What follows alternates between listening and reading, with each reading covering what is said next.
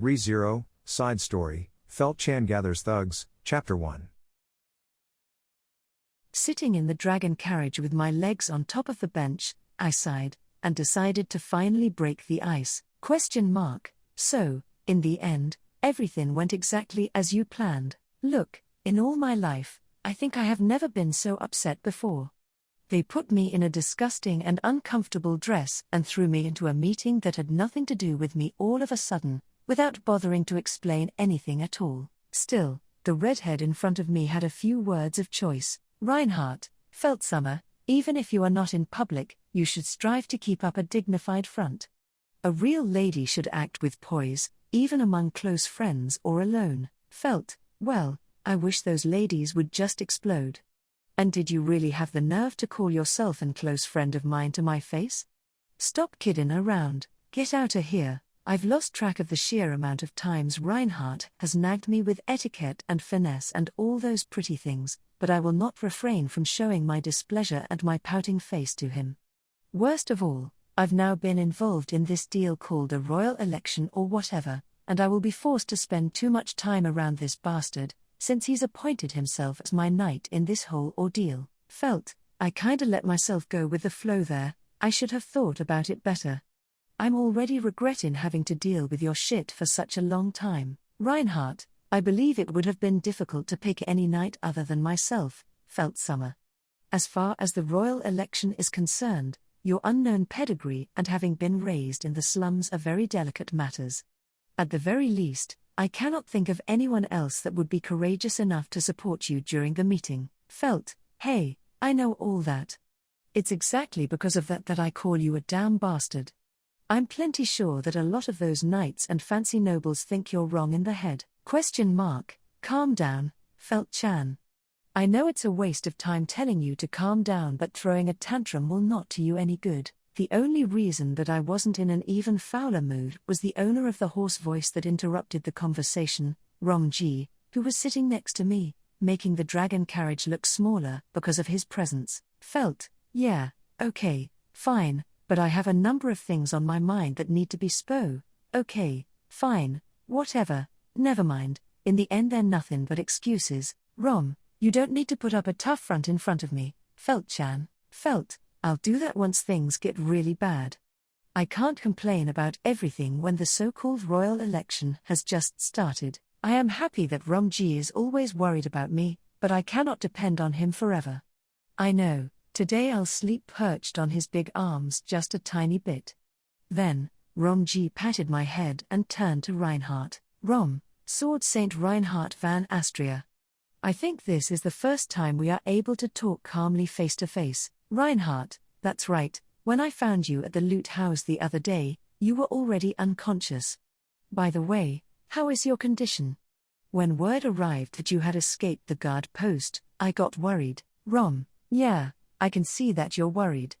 Luckily, I'm alive. But I'm not the one who matters most right now, it's Chan.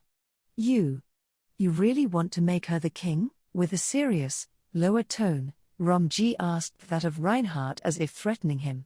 I actually felt him putting more strength into his arm, and it really got the impression Rom was really going to jump Reinhardt depending on his answer.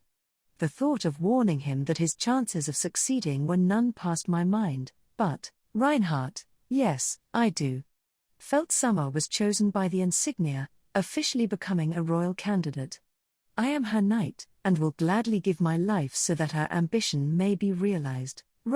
It is, to put it lightly, strange that someone such as the Sword Saint is that obsessed with a girl as little as I'll have you know she's small even when compared to girls her age.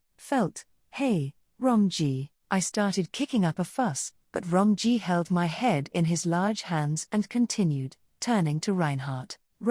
I did not want to mock you, I am serious. Now that you are a part of that royal election business, everything that may happen is not just child's play. I cannot let you go on this journey without trusting your companions. Because of that, we need to have an honest conversation with the Sword Saint. Do you understand? Reinhardt, absolutely. May I call you Dono? You can call me Gigi if you want to, but I can imagine it's not really your taste. So what? Are you gonna tell me your true intentions or not? Romji crossed his arms, changing his posture on the bench, and I did the same, looking straight at Reinhardt's annoying face. A few seconds later, however, he removed his sword from its place at his waist, and extended it to me while kneeling. Felt, and what am I supposed to do with that? Reinhardt, before anything else, I want to demonstrate my absolute loyalty towards Feltsummer. This is the proof that Feltsummer is my master, and that my sword belongs to her, and her alone. We can continue this talk after it is accepted. Rom, come on, Felt, take it. I feel it's the right thing. With Romji's approval, I took up the sword. It was heavier than expected, with a large slash mark halfway along the white scabbard, as if a gigantic animal had stuck its claws in. Rom, according to the legends, the holy dragon Volcanica itself engraved its claws upon that scabbard. Felt, Volcanica? That dragon from the legends? You're pulling my leg, aren't ya? If that was true, it would mean that the sword was hundreds of years old. If it had been inherited over several generations until today, it meant it was quite the treasure. But my hands were shaking while I held it, and it was not because of how valuable it was, and how much money it was worth. Then, Rom, so, there is no higher proof of loyalty than handing a sword like this to Felt-chan, is that it? Reinhardt, precisely. This is the dragon sword reed, and only the sword saint is able to draw it from its scabbard in times of great need. As there is only one sword saint in any given generation, I'm sure you understand the magnitude of my gesture, handing it to Feltsummer. Felt, I guess I understand. Let's see. If it was truly such an amazing sword, I thought of taking a quick peek at its blade and to test its sharpness. But when I tried to remove it from its scabbard, it did not budge even a tiny bit. Almost as if the blade had fused with its scabbard. Felt, oi, it's not going out. This sword is broken or something. Reinhardt, as I said, Feltsummer, it can only be withdrawn from its scabbard in times of need. Right now, not even I am able to draw it. I wasn't sure if that was exactly the truth, but if Romji had not said anything, it was no regular sword at the very least.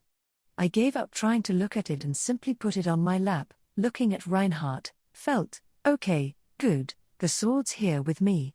So you can start talking, Reinhardt, about my motivations and my real intent in supporting you to become the next king of Lagunica, correct? Felt, yes, exactly. That's the first step. Without that, we cannot. Reinhardt, I know the true reason why the old order of royal knights was disbanded. Rom, I really could not understand what Reinhardt was trying to say, but Romji's reaction made it obvious as to its significance. He was looking shocked, eyes wide open, and a trembling voice. Rom, how? How do you? Reinhardt, I believe you know the answer to that. Cromwell Dono. Rom, I do. So you know about me as well. You must also be aware that you will be ignoring that person's wish. Reinhardt, if that is what destiny has chosen, then so be it. With Reinhardt's reply, Romji forced the yellow smile of someone who did not want to accept defeat. I had no idea as to why, even if the subject of the conversation was me. Rom, Felt-chan, this young man will not betray you. Rather, he cannot betray you. I guarantee it. Felt, what do you mean? Just like that. Damn it, you need to explain what's going. When I tried to raise my voice and object, Romji just put his hand over my mouth and pet my head once again.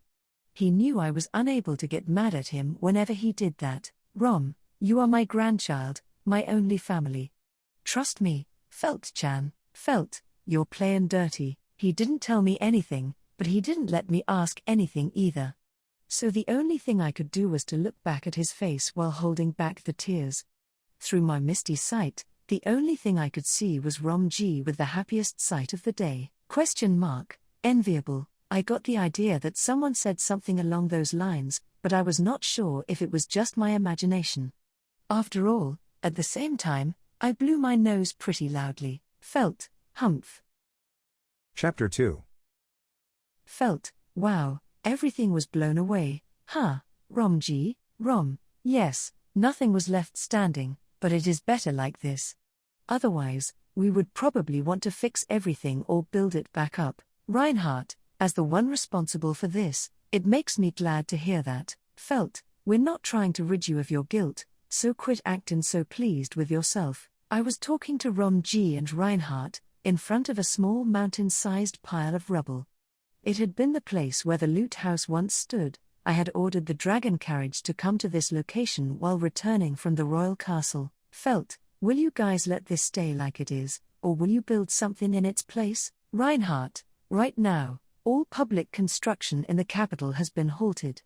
Some say it's due to the economic crisis affecting the kingdom right now, but I personally believe it's not the only reason. Felt, if you let a pile of trash just sit around, then naturally the trash will flock to this place, yeah? You people who look down from up high really make me sick. Damn it, I kicked a pebble on the ground due to my rage. It was plain to see it was an uncomfortable matter for Reinhardt as well, so he just stared blankly. But, suddenly, he stepped forward and said loudly, Reinhardt, who's there? In the direction he shouted to, I saw 3 shadows not so very hidden in the middle of the street.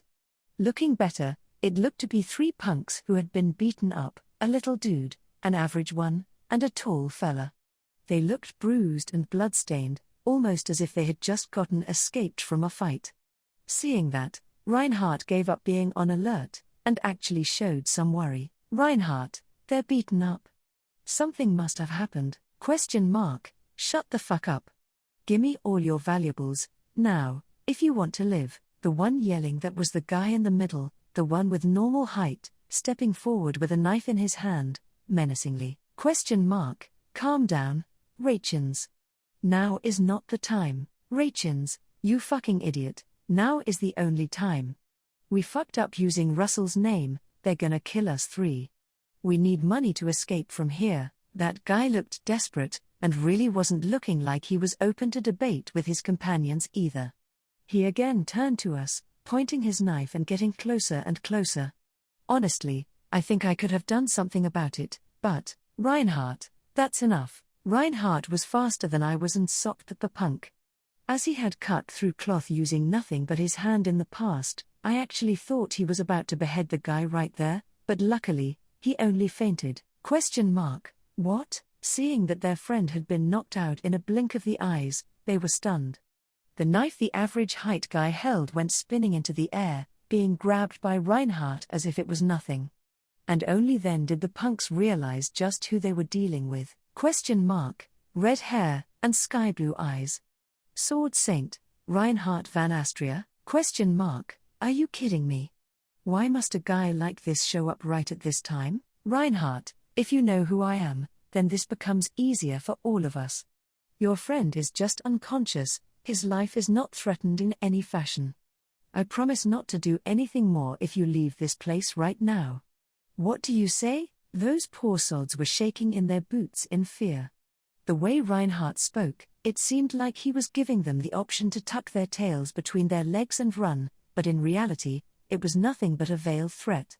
The real problem is that the sucker honestly thought he was being the good guy, and that annoyed me to no end. Wanna know why?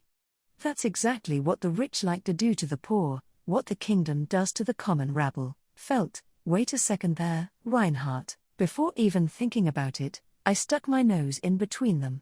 Reinhardt was a little surprised, but I stepped over the guy laying on the ground unconscious, and turned to the other 2. Felt, that fella there on the ground, he said you guys need to run away. What the hell did you do? ? When faced with that question, they looked defeated, as if they had reached rock bottom. That is the reality of those who live in the bottom rung.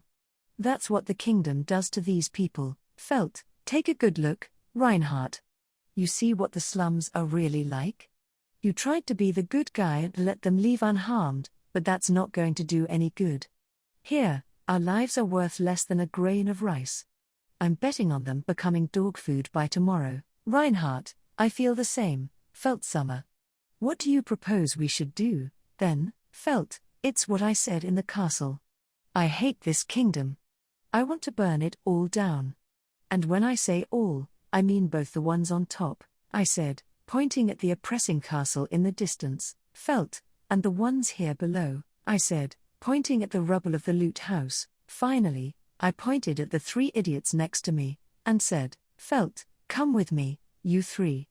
Let's turn that shit you call your life upside down." Reinhardt, felt summer, oh man, Reinhardt even squeaked a little bit there. How delightful, I couldn't help but think, but he was not the only one surprised, obviously, the punks were also shocked. Well, if they did not understand it, I have no choice but to make it clear to them. Felt, I will destroy this kingdom. I will build a new, improved one, in its place. And how will I do that, if I am not able to change the lives of 3 scoundrels living in the slums? No one was saying anything. But I did not regret what I did, calling over those 3 to join me, and I was not gonna change my mind. After all, I could trust in the backing of my only family member. Rom, young man, I suggest you just accept it. Once an idea pops up in her head, that girl will not change her mind. Besides, isn't it fun? Romji walked up to Reinhardt and threw those words at him, before picking up the guy fainted on the floor. Reinhardt, fun, Rom, she's a slum dog, the incarnation of the kingdom's greatest shame. The first companions she picks are a trio of half-baked thieves. If that's not fun to you, I don't know what is. Sword Saint, felt, not that it's a lie or anything, Romji. But there are nicer ways to say that, you know. With my hands crossed behind my head, I laughed at his words. Then he turned to the punks, and continued, Rom, come with us, you 3. Even if you just want to hide from Russell, if he's truly after you. Meanwhile, get to know Felt-chan, and decide by yourselves what you want to do with your life. After he was done talking, Romji walked away from the slums, where the dragon carriage had been left. Oi, wait. I don't understand anything you're talking about. Me neither, but we can't just leave Rachins alone. I'm going with them. The big one was doubting the whole thing, but when the little one ran after Romji, he made up his mind and followed. For some reason, seeing those 2 really made my heart jump a little bit. Then, I turned to Reinhardt. Felt, what about you? Are you gonna just stand there or what? Then, he just closed his eyes and turned towards me, standing there until I decided to go towards the dragon carriage as well, thinking how to explain the presence of these rascals to the grandpa and grandma waiting for us. Reinhardt, felt summer.